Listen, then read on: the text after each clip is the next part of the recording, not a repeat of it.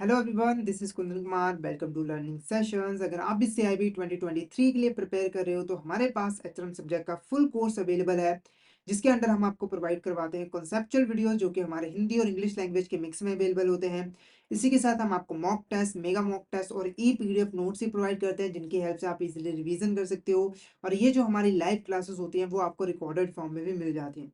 तो अगर आप सिस्टमैटिक मैनर में HRM सब्जेक्ट की प्रिपरेशन करना चाहते हो तो फटाफट से हमारे कोर्स में एनरोल कर लीजिए। हमारे जो कोर्सेज हैं वो इजीली एक्सेसिबल हैं। अगर आप एक एंड्रॉइड यूजर हो तो IIBF learning centre application download कर लीजिए गूगल प्ले स्टोर से। और अगर आप एक iOS यूजर हो तो माई इंस्टीट्यूट ऐप डाउनलोड कर लीजिए ऐप स्टोर से, और वहां पे आपको ऑर्गेनाइजेशन कोड यूज करना है GEGKT। तो फटाफट से इन एप्लीकेशन को डाउनलोड कर लीजिए और हमारे कोर्सेज में एनरोल कर लीजिए। और अगर आप अभी हमारे कोर्स में एनरोल करते हैं तो आपको लगभग 82% का ऑफ मिल जाता है हमारे कोर्सेज पे, जिसके लिए आपको कूपन कोड यूज करना है समर 2023। तो फटाफट से इस कूपन कोड का यूज करके हमारे कोर्स में एनरोल कर लीजिए। और हमारे टेलीग्राम चैनल को भी जरूर ज्वाइन कर लीजिए, क्योंकि हम इसमें एग्जाम से रिलेटेड, क्लासेस से रिलेटेड इंपॉर्टेंट अपडेट जो है वो डालते रहते हैं। और अगर आपको भी किसी भी तरह की क्वेरी आती है तो आप इस चैनल पे हमें मैसेज कर सकते हो। तो फटाफट से हमारे टेलीग्राम चैनल को ज्वाइन कर लीजिए ताकि कोई इंपॉर्टेंट अपडेट आपसे मिस ना हो जाए। इसका लिंक आपको वीडियो के डिस्क्रिप्शन बॉक्स में मिल जाए। तो शुरू करते हैं आज का टॉपिक। तो आज इस लेक्चर में हम लोग बिजनेस एथिक्स के बारे में पढ़ने वाले हैं। हम डिटेल में देखेंगे बिजनेस एथिक्स क्या होते हैं, इसका एक बिजनेस के अंदर क्या रोल होता है, उसके ऊपर हम डिटेल में डिस्कशन करेंगे। तो फटाफट से सेशन को शेयर कर दीजिए अपने फ्रेंड के साथ, कलीग्स के साथ, ताकि वो भी इस सेशन का बेनिफिट जो है ले सके। तो शुरू करते हैं। तो सबसे पहले हम यहाँ पर एथिक्स का मतलब समझते हैं कि एथिक्स बेसिकली यहाँ पर क्या होते हैं। तो जनरली देखो, हमारे जो ह्यूमंस है, ठीक है, जो ह्यूमंस है वो एक सोशल बीइंग है। इसकी वजह से वो सोसाइटी में लोगों के साथ में मिलकर यहाँ पर रहना पसंद करता है। अब हर सोसाइटी के, समाज के कुछ यहाँ पर रूल्स होते हैं, रेगुलेशंस होते हैं, गाइडेंस होते हैं, जिनको उसके मेंबर को फॉलो करना जरूरी होता है। तो जितने भी हमारे इंडिविजुअल्स होते हैं, ह्यूमंस होते हैं, वो जिस भी सोसाइटी से बिलोंग करते हैं, उन सोसाइटीज के रूल्स एंड रेगुलेशंस के अकॉर्डिंग ही यहाँ पर बिहेव करते हैं और एक्ट करते हैं। तो जो एथिक्स है वो बेसिकली हमें एक फ्रेमवर्क प्रोवाइड करते हैं, जिसकी हेल्प से हम जजमेंट कर पाते हैं और डिसीजन ले पाते हैं कि कोई भी काम सही है या फिर गलत है। क्लियर है? तो यहां पर अगर इसकी डेफिनेशन देखो तो एथिक्स क्या है? It is a set of principle और standards of human conduct that govern the behaviour of individual और ऑर्गेनाइजेशन। यानी कि प्रिंसिपल एंड स्टैंडर्ड होते हैं जो कि इंडिविजुअल और ऑर्गेनाइजेशन के बिहेवियर को गवर्न करते हैं। गवर्न करने का मतलब कि इंडिविजुअल ऑर्गेनाइजेशन कैसे बिहेव करेगा, उसके बारे में हमें यहाँ पर बताते हैं। क्लियर है? तो ये हमें एक फ्रेमवर्क प्रोवाइड करता है, जिसकी हेल्प से हम यहाँ पर मॉरल जजमेंट कर पाते हैं, इंपॉर्टेंट डिसीजन ले पाते हैं, क्वेश्चन कर पाते हैं कि कौन सी चीज सही है और कौन सी चीज गलत है। नेक्स्ट क्या है? Business ethics. बिजनेस एथिक्स क्या होता है? तो सिंपल सी बात है, देखो एक बिजनेस है, ठीक है, तो जिसने भी बिजनेस बनाया होगा उसने कुछ यहाँ पर रूल्स बनाए होंगे, प्रिंसिपल्स बनाए होंगे, जिसको फॉलो करके इस बिजनेस की एक्टिविटीज को परफॉर्म किया जाता होगा। ठीक है, तो बिजनेस एथिक्स बेसिकली क्या है? बिजनेस एथिक्स कुछ यहाँ पर प्रिंसिपल्स होते हैं, वैल्यूज होते हैं, स्टैंडर्ड्स होते हैं, गाइडेंस होते हैं, जो कि एक बिजनेस वर्ल्ड के अंदर फॉलो किए जाते हैं। यानी कि एक बिजनेस के अंदर जिन वैल्यूज को, रूल्स को फॉलो करके काम किया जाता है, उन्हीं को हम बिजनेस एथिक्स का नाम जो है वो देते हैं। क्लियर है? तो जो बिजनेस एथिक्स है वो यहाँ पर कई सारे हमें बिजनेस ऑपरेशंस को डिसीजन मेकिंग करने में हमारी यहाँ पर हेल्प जो है वो करते हैं। और जब भी हम बिजनेस एथिक्स को फॉलो करते हैं तो उससे ट्रस्ट और क्रेडिबिलिटी यहाँ पर बढ़ती है। हमारी जो मार्केट में रेपुटेशन है वो यहाँ पर इंक्रीज होती है। नेक्स्ट बात करते हैं characteristics of business ethics. Business ethics के यहाँ पर कैरेक्टरिस्टिक्स क्या होते हैं? तो पहला देखो क्या है, डिफाइंस कोड ऑफ कंडक्ट। ठीक है, कोड ऑफ कंडक्ट को डिफाइन करता है, यानी कि एक ऑर्गेनाइजेशन के अंदर एक्टिविटीज को कैसे किया जाएगा, ठीक है, क्या प्रोसीजर रहेगा, उसके बारे में यहाँ पर जो है वो बताते हैं। तो कुछ रूल्स होते हैं, गाइडलाइंस होते हैं, जो कि बिजनेस एक्टिविटीज को करने में हमें बताते हैं कि हमें बिजनेस एक्टिविटीज कैसे करनी है। नेक्स्ट क्या? Protect social groups. अब एक ऑर्गेनाइजेशन के अंदर बहुत सारे सोशल ग्रुप्स होते हैं, जैसे कि इंप्लॉयज हो गए, कस्टमर्स हो गए, वाइडर कम्युनिटी हो गई। ठीक है, तो इनको प्रोटेक्ट करने का भी काम जो है बिजनेस एथिक्स करता है, क्योंकि जब एक ऑर्गेनाइजेशन बिजनेस एथिक्स को फॉलो करके अपना काम करती है तो अल्टीमेटली सभी के इंटरेस्ट को प्रोटेक्ट कर लिया जाता है। नेक्स्ट क्या है? इंटिल्स हेल्दी कंपटीशन। ठीक है, अब हेल्दी कंपटीशन को प्रमोट करें। हेल्दी कंपटीशन का मतलब है कि हमें दूसरे पर्सन के साथ जो है वो कंपीट करना है, ठीक है, पर उसके साथ किसी भी तरह की धोखाधड़ी नहीं करनी है, फेयर तरीके से उससे कंपीट करना है और आगे निकलना है। किसी को गिरा कर, धोखा करके आगे नहीं निकलना है। नेक्स्ट यार, रिड्यूसेस रिस्क एंड कॉस्ट। अब जब हेल्दी बिजनेस एनवायरनमेंट होता है, बिजनेस एथिक्स को फॉलो किया जाता है, तो अल्टीमेटली क्या होता है कि हमारी प्रोडक्टिविटी इंक्रीज हो जाती है, और जो अनवांटेड कॉस्ट होती है हमारी, मतलब जो अननेसेसरी होती है, वो भी कम हो जाती है, उसको हम कट डाउन कर पाते हैं। नेक्स्ट क्या है, मॉनिटर बिजनेस माल प्रैक्टिसेस। अब एथिक्स के जरिए हम अपने बिजनेस में होने वाली एक्टिविटीज को मॉनिटर कर पाते हैं, जिससे अगर कोई ऐसा बिहेवियर होता है, कोई ऐसी एक्टिविटी होती है जो कि अनएथिकल होती है, सही नहीं होती है, तो हम उसको इजिली आइडेंटिफाई कर लेते हैं और उसको उसी समय जो है रोक देते हैं, ताकि उसका नेगेटिव इंपैक्ट हमारे ऑर्गेनाइजेशन पे ना पड़े। नेक्स्ट क्या, based on moral and social values. तो मॉरल और सोशल वैल्यूज पे बेस्ड होते हैं जितने भी हमारे बिजनेस एथिक्स बनते हैं, वो हमारे जो समाज में हमारे जो मॉरल वैल्यूज हैं, उनके ऊपर ही यहाँ पर जो है उनको ही बेस बनाकर इनको बनाया जाता है। नेक्स्ट क्या है, हेल्दी एम्प्लॉयर एम्प्लॉय रिलेशंस। तो एम्प्लॉय और एम्प्लॉयर का रिलेशनशिप अच्छा बिल्ड होता है, क्योंकि एम्प्लॉयर एथिकली काम करता है। एथिकली काम का मतलब क्या है कि हमारे जो एम्प्लॉयज हैं उनको प्रॉपर वेजेस प्रोवाइड करता है, उसके साथ फेयर तरीके से बिहेव करता है, कोई भेदभाव नहीं करता है। तो अल्टीमेटली एम्प्लॉय का जो ट्रस्ट है वो एम्प्लॉयर पे बढ़ेगा और उनके बीच में रिलेशनशिप अच्छी बिल्ड होगी। नेक्स्ट क्या है, fosters long term growth. Long term growth को यहाँ पर बढ़ावा देता है, हम लॉन्ग टर्म में जो है यहाँ पर ग्रोथ कर पाते हैं। ठीक है, साथ ही साथ जो स्टेक होल्डर्स होते हैं उनको भी एक्सप्लॉइट करने से बच जाते हैं, उनको एक्सप्लॉइट नहीं किया जाता है। नेक्स्ट क्या है, स्पोर्ट्स प्रॉफिट मेकिंग। ठीक है, बट फेयरली। तो जो हमारा यहाँ पर बिजनेस एथिक्स है, वो प्रॉफिट कमाने को अपोज नहीं करता, मतलब कि प्रॉफिट तो कमाना है, बस ये कहता है कि प्रॉफिट फेयर तरीके से होना चाहिए, कि धोखाधड़ी करके चीटिंग करके प्रॉफिट हमें नहीं कमाना है। नेक्स्ट क्या, क्रिएट्स अ पॉजिटिव इमेज। हमारी एक पॉजिटिव इमेज जो है वो मार्केट के अंदर क्रिएट होती है, अच्छी इमेज हमारी यहाँ पर बनती है कि ये जो कंपनी है वो एथिकली अपना काम जो है वो करती है। नेक्स्ट क्या, रिलेटिव कंसेप्ट। अब ये जो एथिक्स होते हैं, ये एक रिलेटिव कंसेप्ट है। रिलेटिव कंसेप्ट का मतलब क्या है कि ये यूनिवर्सल लेवल पे मतलब फॉलो नहीं किया जाता, मतलब यूनिवर्सल लेवल पे सेम एथिक्स के रूल्स को फॉलो नहीं किया जाता। हर समाज में जो रूल्स एंड रेगुलेशंस होते हैं वो अलग होते हैं। हो सकता है कि इंडिया के अंदर कोई एथिक्स अच्छा माना जाता है, तो यूएसए के अंदर वो एथिक्स अच्छा नहीं माना जाता, तो ये पॉसिबिलिटीज होती है। नेक्स्ट क्या है, नीड्स एजुकेशन एंड गाइडेंस। तो अगर हम प्रॉपरली एथिक्स को, बिजनेस एथिक्स को इंप्लीमेंट करना चाहते हैं ऑर्गेनाइजेशन के अंदर, तो हमें एजुकेशन प्रोवाइड करनी जरूरी है, गाइडेंस प्रोवाइड करनी यहाँ पर जरूरी होती है। नेक्स्ट बात करते हैं मॉरल्स की। अब मॉरल्स क्या होते हैं, तो सिंपली देखो, मॉरल्स कुछ पर्सनल बिलीव्स होते हैं। ठीक है, हम अपने पर्सनल लेवल पे हमारे कुछ बिलीव्स होते हैं, जिसकी हेल्प से हम देख पाते हैं कि कौन सी चीज सही होती है और कौन सी चीज गलत होती है। जैसे एग्जांपल के मान के चलो, जो हमारा नॉन वेजिटेरियन है, ठीक है, जो नॉन वेज खाता है, उसका बिलीव क्या है, उसका पर्सनल बिलीव क्या है कि नॉन वेज खाना कोई बुरी बात नहीं है। ठीक है, एक उसके दूसरा पर्सन है जो कि वेज खाना खाता, वेजिटेरियन है, उसका पर्सनल बिलीफ क्या है कि नॉन वेज नहीं खाना चाहिए। तो उस ऐसे बिलीफ्स को हम मॉरल्स का नाम यहाँ पर जो है वो देते हैं। इसीलिए जो मॉरल्स होते हैं वो इंडिविजुअल टू इंडिविजुअल डिफरेंट होते हैं, मतलब कि एक इंडिविजुअल की वैल्यूज कुछ और है, मॉरल्स कुछ और है, वो कुछ और मानता है, दूसरा इंडिविजुअल कुछ और मानता है। क्लियर है। नेक्स्ट क्या है यहाँ पर, वैल्यूज। अब वैल्यूज क्या होते हैं, तो वैल्यूज कुछ कोर बिलीफ्स होते हैं, प्रिंसिपल्स होते हैं, जो कि एक इंडिविजुअल के कैरेक्टर को बिल्ड करते हैं। देखो, हम सभी की कुछ वैल्यूज है, जैसे एग्जांपल के मान के चलो, ईमानदारी, ऑनेस्ट। ठीक है, तो ऑनेस्टी एक एक वैल्यू होती है, हर पर्सन के अंदर कोई ना कोई पर्सन जो है उसके अंदर ये वैल्यू जरूर होती है कि मुझे ऑनेस्ट रहना है, मुझे किसी के साथ धोखाधड़ी नहीं करता है, मुझे ईमानदार होकर अपना काम जो है वो करना है। ठीक है, तो ये जो हमारा बिलीफ है ना, वो हमारे करेक्टर को बिल्ड करता है। अगर किसी पर्सन का बिलीफ है कि मुझे किसी भी कीमत पे पैसा कमाना है, चाहे धोखाधड़ी हो, तो उसका करेक्टर कैसा होगा, वो नेगेटिव कैरेक्टर बिल्ड करेगा। तो एज जो ऑनेस्टी का वैल्यू है, वो यहाँ पर अच्छा कैरेक्टर जो है बिल्ड करेगा। ठीक है, तो जो वैल्यूज होते हैं उनका एथिकल और मॉरल बिलीफ्स के काफी इंपैक्ट पड़ता है। तो एथिकली और मॉरली कैसे बिहेव करता है हमारा पर्सन, वो डिपेंड करता है कि उसकी वैल्यूज कैसे। नेक्स्ट बात करते हैं एरियाज ऑफ बिजनेस एथिक्स। हमारे बिजनेस एथिक्स के कौन कौन से एरियाज होते हैं, तो पहला देखो क्या है, पर्सनल रिस्पॉन्सिबिलिटी। तो जितने भी हमारे यहाँ पर इंप्लॉयज काम करते हैं ऑर्गेनाइजेशन की, उनकी पर्सनल रिस्पॉन्सिबिलिटी बनती है कि उन्हें यहाँ पर अपना काम 100% एफर्ट्स के साथ करना है, मन लगा के करना है। देखो, जब कोई पर्सन आपको हायर करता है, जैसे ए ने बी को हायर किया, ठीक है, ए इसको पैसा दे रहा है, इसको सैलरी पे कर रहा है, तो बी की रिस्पॉन्सिबिलिटी बनती है कि वो ए के बेनिफिट के लिए जितना हो सके उतना यहाँ पे जो है वो काम करे, मतलब लिमिट में रह के। ऐसा ना हो कि ये ओवर टाइम भी कराई जा रहा है, ऐसा बिल्कुल नहीं होना चाहिए। जितनी वैल्यू इसको मिल रही है उसके अकॉर्डिंग इसे कॉन्ट्रीब्यूशन यहाँ पे जो है वो देना होता है। तो एथिकली एम्प्लॉयज को ऑनेस्टी के साथ, डिलीजेंस के साथ जो है, पंक्चुअलिटी के साथ यहाँ पर काम करना चाहिए। नेक्स्ट या कॉर्पोरेट रिस्पॉन्सिबिलिटी। अब ऐसे ही जो कॉर्पोरेट्स हैं, कंपनीज है, उसकी भी रिस्पॉन्सिबिलिटी बनती है। यानी कि जो हमारा एम्प्लॉय, उसकी रिस्पॉन्सिबिलिटी क्या बनती है कि वो एम्प्लॉयर को वो सभी बेनिफिट्स प्रोवाइड करे, वो सभी फैसिलिटीज प्रोवाइड करे जो कि उसे काम करने के लिए चाहिए। अच्छा वर्किंग कंडीशन हो, प्रॉपर वेजेस हो, बोनसेस वगैरह सारा कुछ यहाँ पर दिया जाए। साथ ही साथ उनके उनके साथ किसी भी तरह की धोखाधड़ी यहाँ पर ना कर सके, ठीक है? तो कॉर्पोरेट रिस्पॉन्सिबिलिटी भी होती है। नेक्स्ट क्या है? Social environmental responsibility. तो हमारी जो कंपनीज होते हैं, क्योंकि वो सोसाइटी में अप्रूव कर रही होती है, तो सोसाइटी के प्रति भी उसकी रिस्पॉन्सिबिलिटीज होती है। तो इसके अंदर कंपनीज को क्या करना होता है कि अपने एक्टिविटीज जो है, अपने बिजनेस एक्टिविटीज इस तरीके से करनी होती है कि बिजनेस को तो प्रॉफिट हो ही, साथ के साथ सोसाइटी को भी इसका बेनिफिट जो है हो। मतलब बिजनेस को कोई भी ऐसी एक्टिविटी परफॉर्म नहीं करनी जिसका नेगेटिव इंपैक्ट पड़े हमारी सोसाइटी के ऊपर।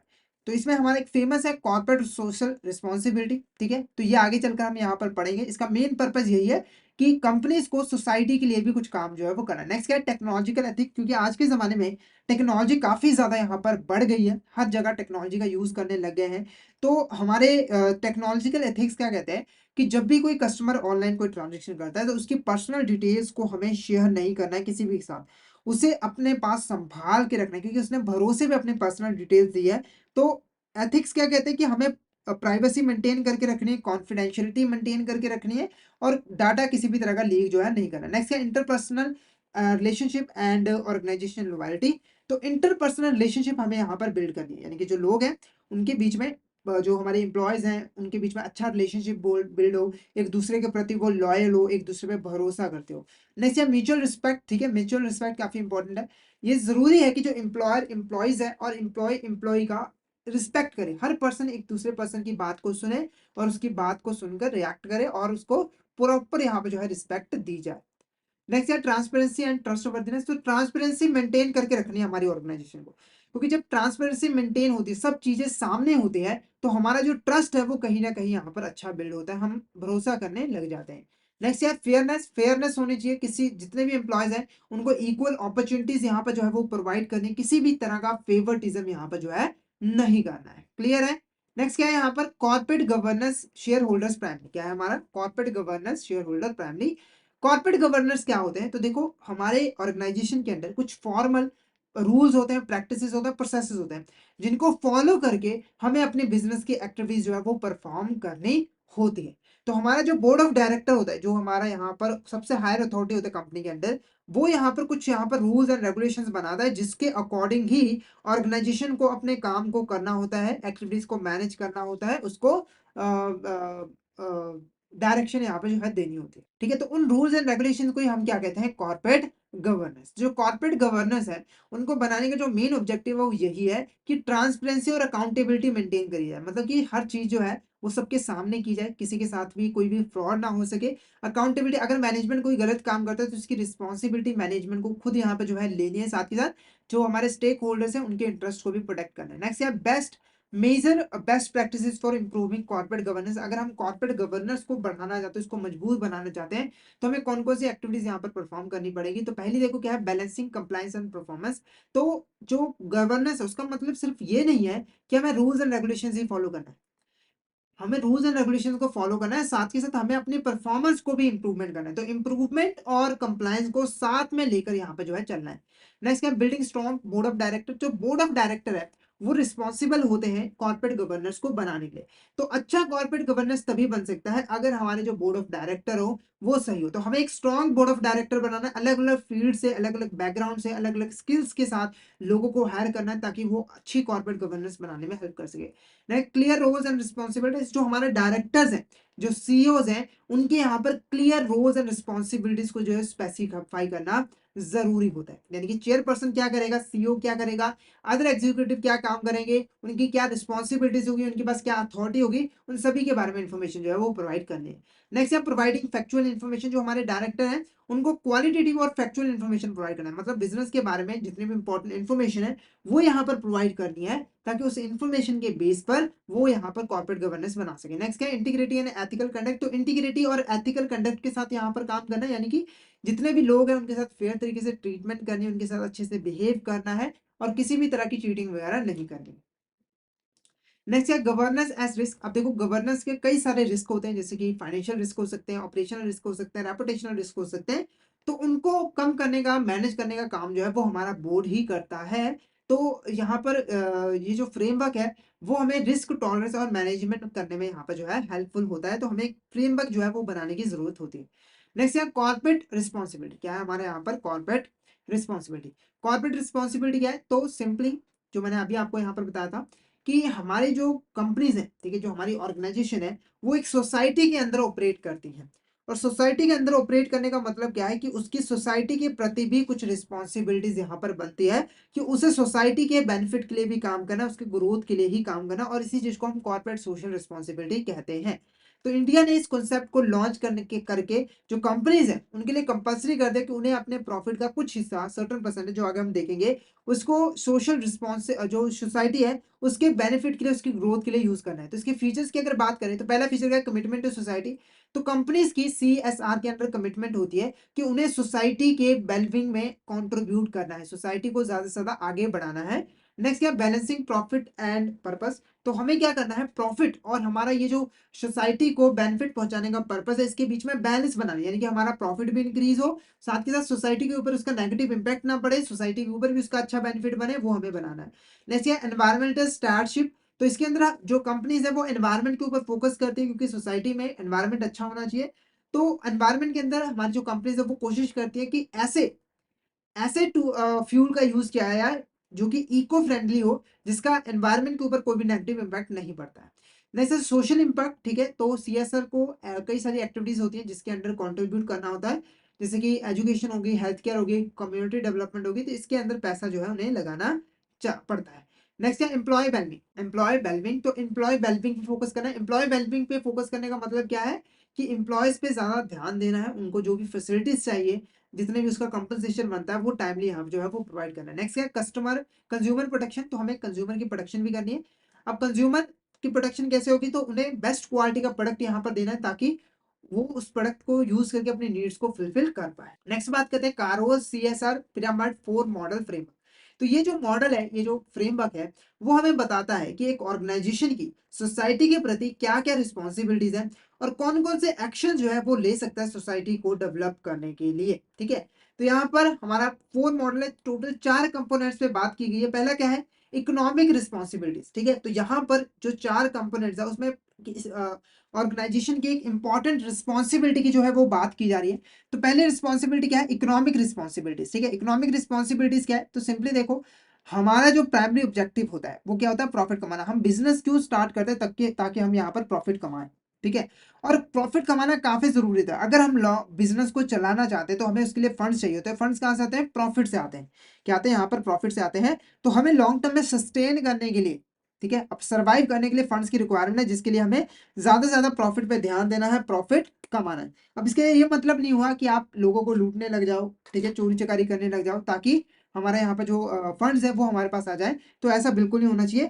तो हमें क्या करना है, एथिकली अपने फंक्शंस को परफॉर्म करना है, ताकि हमारे पास ज्यादा से ज्यादा फंड यहाँ पर जो है आ सके, ज्यादा से ज्यादा प्रॉफिट यहाँ पर आ सके।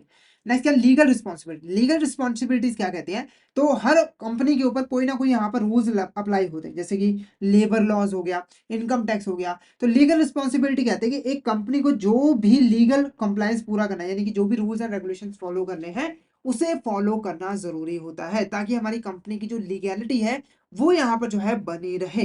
ठीक है, तो जितने भी लॉज हैं, ठीक है, रेगुलेशंस है जो कि एप्लीकेबल है उस कंपनी के ऊपर, तो उनको फॉलो करना जरूरी होता है, उसके अकॉर्डिंग अपने फंक्शंस को परफॉर्म करना जरूरी होता है। तो ये जो लीगल लॉज होते हैं, एक लिमिट सेट करते हैं ऑर्गेनाइजेशन के लिए कि आप किस लिमिट तक जाके यहाँ पर काम कर सकते हो। नेक्स्ट क्या, एथिकल रिस्पॉन्सिबिलिटी। तो इसके अंदर कंपनी की रिस्पॉन्सिबिलिटी बनती है कि उसे एथिकली डिसीजंस लेने हैं और बिजनेस एक्टिविटीज को करने हैं। एथिकली का मतलब कि सबको फेयर अपॉर्चुनिटीज प्रोवाइड करने, किसी के साथ भी नाइंसाफी नहीं करनी है। नेक्स्ट है फिलेंथ्रोपिक रिस्पॉन्सिबिलिटीज। तो फिलेंथ्रोपिक रिस्पॉन्सिबिलिटीज क्या होती है, तो इसमें क्या होता है कि हमारी कंपनी की ये कोई रिस्पॉन्सिबिलिटी नहीं है, मतलब वॉलंटरी बेसिस पे हमारी जो कंपनी है वो यहाँ पर दान पुण्य करती है लोगों को।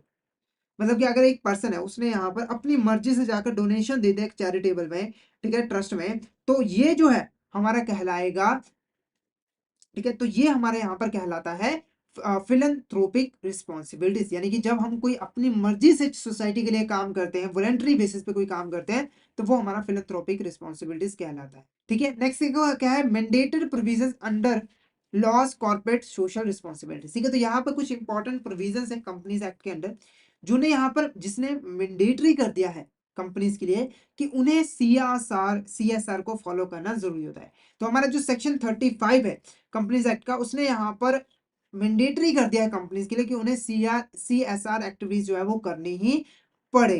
क्लियर है? हालाँकि इसमें पहले एलिजिबल होना पड़ता है, मतलब कि स्पेसिफिक क्राइटेरिया है।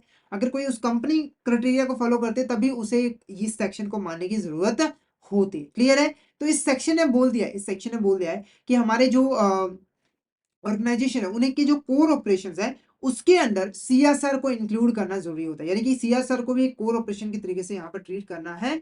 तो यहाँ पर अगर हम एलिजिबिलिटी क्राइटेरिया की बात करें, तो एलिजिबिलिटी क्राइटेरिया क्या है? तो नेट वर्थ होनी चाहिए हमारी 500 करोड़, टर्नओवर होनी चाहिए 21,000 करोड़ और जो नेट प्रॉफिट है वो 35 करोड़ होनी चाहिए। ठीक है? मतलब एक फाइनेंशियल ईयर में 35 करोड़ होनी चाहिए। तभी जो है कोई पर्सन इस सेक्शन के अंडर आता है और उसे सीएसआर कंपल्सरी करना पड़ता है, यानी कंट्रीब्यूशन कंपल्सरी देना पड़ता है।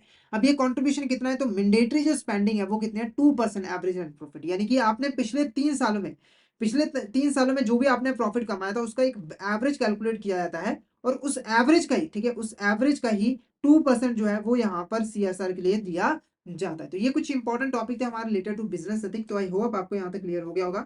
अगर आपको किसी भी तरह का डाउट आता है तो आप यहाँ पर चैट बॉक्स में मैसेज करके पूछ सकते हो और अगर आपको क्लियर है तो फटाफट से एक बार चैट बॉक्स में मैसेज करके जरूर बता दीजिए। और अगर आप सिस्टमैटिक मैनर में एचआरएम सब्जेक्ट की प्रिपरेशन करना चाहते हो तो फटाफट से हमारे कोर्स में एनरोल कर लीजिए। हमारे जो कोर्सेज है वो इजिली एक्सेसिबल है। हमारे कोर्सेज में आपको मिल जाते हैं कॉन्सेप्चुअल वीडियोस जो कि हमारे हिंदी और इंग्लिश लैंग्वेज के मिक्स में अवेलेबल होते हैं। इसी के साथ हम आपको mock test, mega mock test और ही पीडीएफ नोट्स भी प्रोवाइड करते हैं, जिनकी हेल्प से आप इजीली रिवीजन कर सकते हो। और ये जो हमारी लाइव क्लासेस होती है वो आपको रिकॉर्डेड फॉर्म में भी मिल जाती हैं। तो अगर आप सिस्टमैटिक मैनर में एचआरएम सब्जेक्ट की प्रिपरेशन करना चाहते हो तो फटाफट से हमारे कोर्स में एनरोल कर लीजिए। हमारे जो कोर्सेज हैं वो इजीली एक्सेसिबल है। अगर आप एक एंड्रॉइड यूजर हो तो IIBF learning centre application download कर लीजिए गूगल प्ले स्टोर से। और अगर आप एक iOS यूजर हो तो माई इंस्टीट्यूट ऐप डाउनलोड कर लीजिए ऐप स्टोर से। वहां पे आपको ऑर्गेनाइजेशन कोड यूज करना है GEJKT। तो फटाफट से एप्लीकेशन को डाउनलोड कर लीजिए, हमारे कोर्सेज में एनरोल कर लीजिए।